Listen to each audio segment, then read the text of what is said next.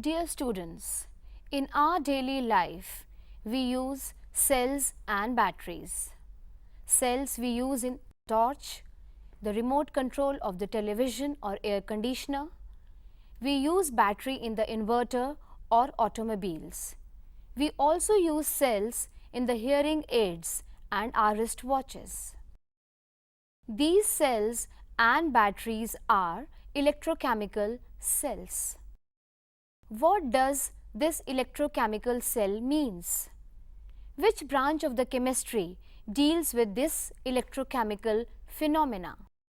Today we will study about this branch of chemistry known as electrochemistry.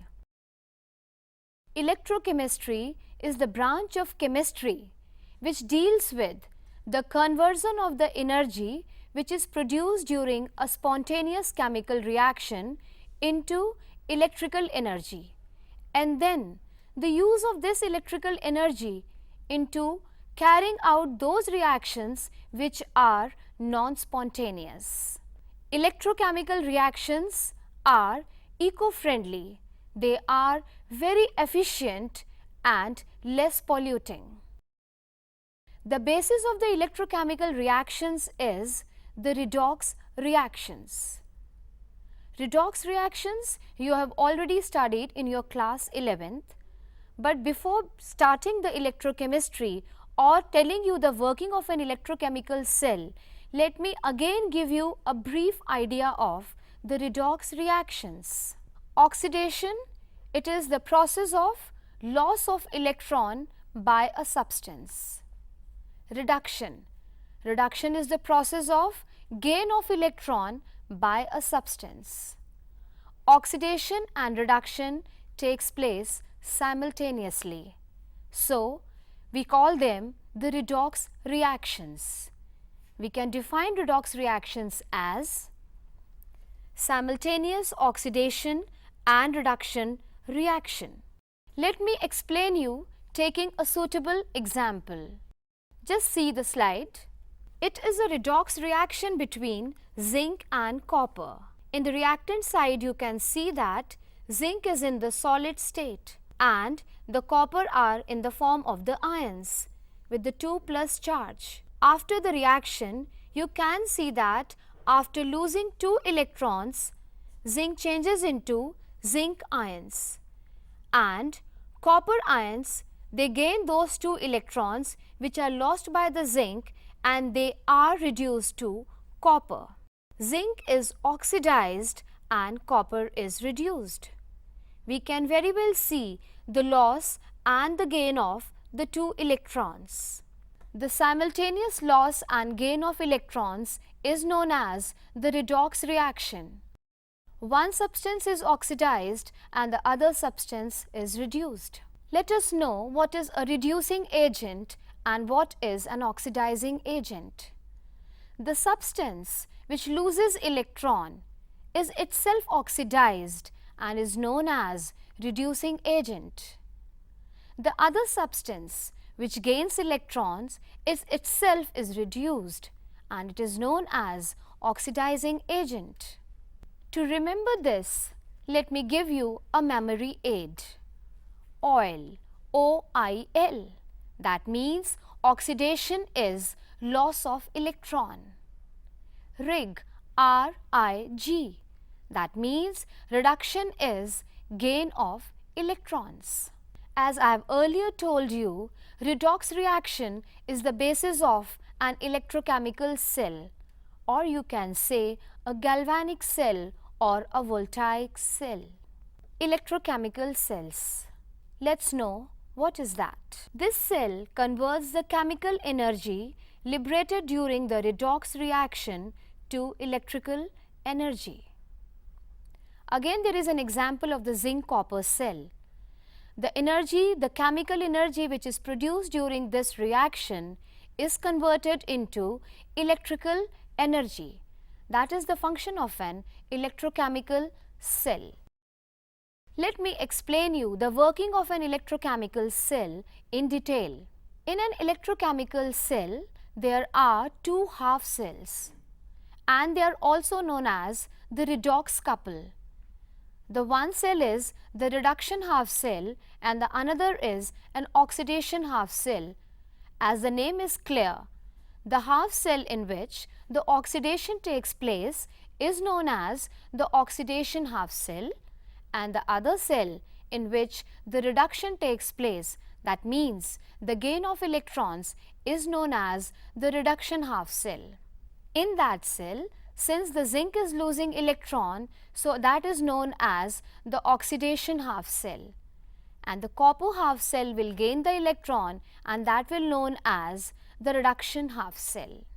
In the picture you can see that there is a beaker. A beaker has a strip of a zinc metal.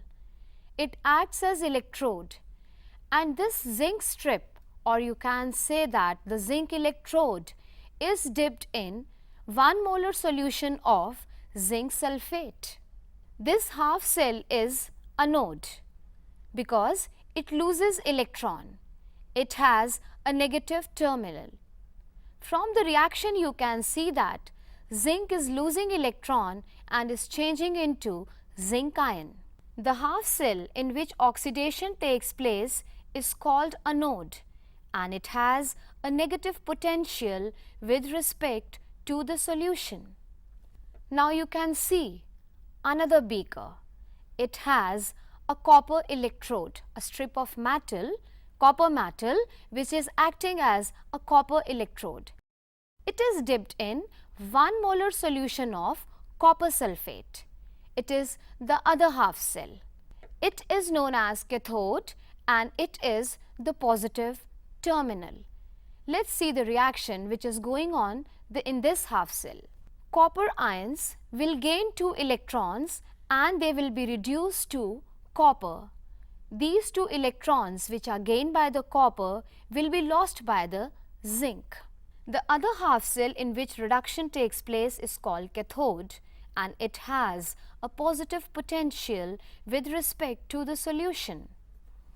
Now you can see the two reactions. The one reaction is taking place at cathode and the other reaction is taking place at anode. Anode is our left hand side and cathode is on the right hand side. Just now I will explain you. From the picture you can see that the two beakers or the two half cells are kept aside. The one beaker is the zinc half cell and the other is the copper half cell. Can you predict that any reaction will take place between these two beakers? No. No reaction will take place between these two beakers because they are not connected. There is no way for the electrons to pass from the zinc half cell or the oxidation half cell to pass on to the copper half cell, or you can say that the reduction half cell. We need to connect these two cells so that the 2 electrons which are lost by the zinc metal atom can pass to the copper ions so that they can gain those 2 electrons. So we need to connect them and we will connect them through an insulating wire. Unless or until they are connected, the reaction will not occur because there is no way for the electrons lost by the zinc to get over to the copper ions and reduce them to the copper metal. From the picture now you can see that the 2 electrodes are connected via insulating wire. In between we can put an ammeter or an electrical bulb. The reading or the deflection in the ammeter or the glowing of the bulb will show that the energy which is produced during the chemical reaction is converting into electrical energy, and that is the electrochemical cell. Now, the zinc will lose the 2 electrons and it will change into Zn2 plus ion, and these 2 ions will move into the solution. And those 2 electrons via the wire will go to the copper half cell. There, the copper ions, Cu2 plus ions, will accept or gain these two electrons and they will reduce to copper metal. And these copper metal atoms will get deposited on the copper electrode. We can say that the electrons have a path to the copper ion side. It would appear that the reaction can proceed and we can see that the bulb will glow. Now let me tell you and let me clear you that the passage of the electrons from the zinc side to the copper side will take place for just a moment and then the reaction will stop. Why this happens? Why the reaction stops? Why the glowing of the bulb stops? It is because of the reason that just after some time the zinc ions will deposit around the zinc electrode and the sulfate ions will deposit around the copper electrode. The working of the cell stops after some time. The reaction just takes place for a moment. Why this happens? Why cell stops working? Let me explain you. Actually, what happens when the zinc loses electrons and dissolves as the zinc ions, slowly there is accumulation of these zinc ions, or you can say that the positive charge accumulates around the zinc electrode. And in the other half cell, when the copper ions accept the electrons and deposit as the copper metal atom, there is accumulation of sulfate ions which have negative charge around the copper electrode. The accumulation of the positive charge around the zinc electrode and accumulation of negative charge around copper electrode stops the reaction. So, if we want that our cell works continuously, we have to use something else. Let me tell you that what will happen if we connect the two solutions through an inverted U-tube that is known as salt bridge. Let's see. What if we had a tube filled with aqueous solution that connected the two redox reactions? In the picture, now you can see that there is an inverted U-tube. The one end of the U-tube is inserted or inverted in the zinc half cell and the other end is dipped in the copper half cell. This is a salt bridge. This tube contains an electrolyte and is called a salt bridge. The electrolyte which is filled in this U-tube is an inert electrolyte, for example potassium chloride, potassium nitrate or ammonium nitrate. It is mixed in agar-agar and it is in the form of a semi-solid paste to prevent intermixing. And this should be an inert electrolyte because it should not participate in the reaction. Now let me tell you how it works. As I have earlier told you, there is deposition of the positive ions around the zinc electrode. So, the anions of the inert electrolyte will move towards the zinc half cell and neutralize the positive ions. And the cations will move to the copper half cell and neutralize the negative ions which are accumulated around the copper plate. In this way, it prevents the accumulation of the positive and the negative charges around the electrodes and helps in the continuous working of the cell.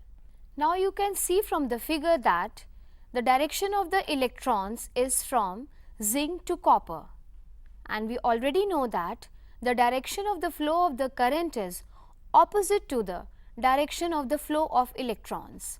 So, if electrons are moving from zinc to copper, the current will flow from copper to zinc.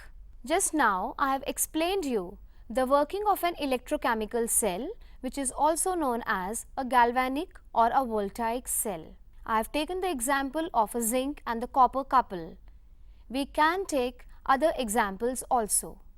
and I have told you the utility of the salt bridge and the direction of the flow of the electrons and the direction of the flow of current. I hope you have understood all this.